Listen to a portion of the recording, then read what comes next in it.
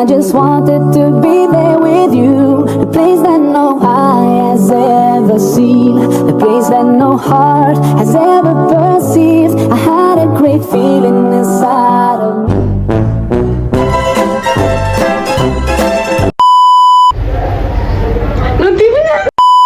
Wabarakatuh.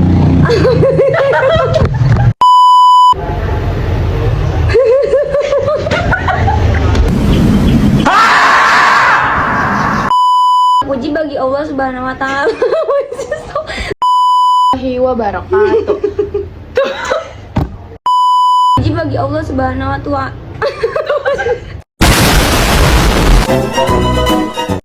Assalamualaikum warahmatullahi wabarakatuh. Perkenalkan, nama saya Syifa Devina. Nama saya Fatika Nadia Zahra. Saya Marisa Melia. Di sini kami bertiga ingin membuat video dakwah yang bertema gibah. Selamat menonton.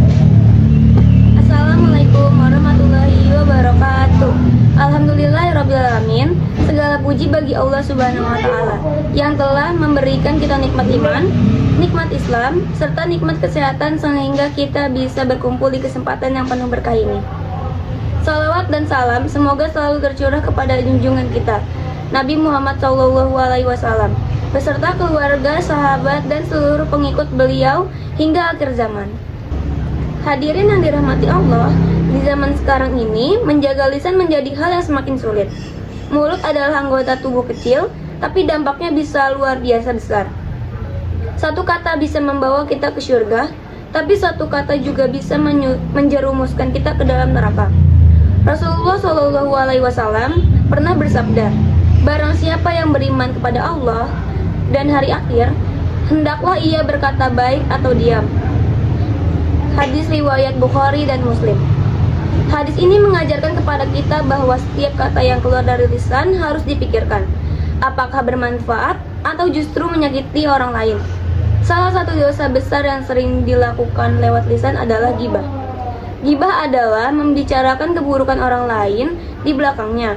Walaupun hal itu benar adanya, jika yang dibicarakan itu tidak benar, maka jatuhnya menjadi fitnah yang dosanya lebih besar lagi.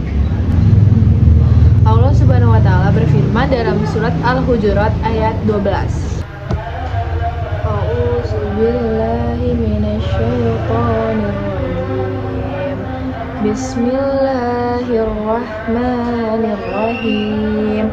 Ya ayyuhallazina amanu jtanibu katsiran minaz-zon. Inna ba'da zoni ismu wa la tajassasu wa la yaghtab ba'dukum ba'da. Ayuhibbu ahadukum ayyakulla lahma ahihi mayatan fakarihatumu wattaqullah innallaha tawwabur rahim. Dan janganlah sebagian kalian menggunjing sebagian yang lain. Sukakah salah seorang di antara kalian memakan daging saudaranya yang sudah mati? Maka tentu kamu merasa jijik kepadanya. Bertakwalah kepada Allah, sesungguhnya Allah Maha Penerima Tobat lagi Maha Penyayang. Perhatikan perumpamaan yang sangat keras dari ayat ini. Allah menggambarkan orang yang bergibah seperti memakan daging saudaranya yang telah mati. Bayangkan betapa menjijikkan dan mengerikannya perbuatan itu. Begitulah beratnya dosa gibah di sisi Allah. Saudara-saudara sekalian, gibah tidak hanya terjadi dengan ucapan. Di zaman modern ini, gibah juga bisa dilakukan melalui media sosial lewat komentar, status, chat, atau bahkan story. Kadang kita tidak sadar sudah menyebarkan aib orang lain hanya dengan satu postingan. Padahal setiap huruf dan kata yang kita tulis akan dimintai pertanggungjawaban di akhirat. Rasulullah SAW bersabda, sesungguhnya seorang hamba bisa mengucapkan satu kalimat yang tidak ia perhatikan, namun dengannya ia tergelincir ke dalam neraka yang dalamnya lebih jauh dari jarak timur dan barat. Maka yuk kita sama-sama belajar menahan lisan sebelum berbicara. Pikirkan 3 hal. 1. Apakah perkataan ini benar?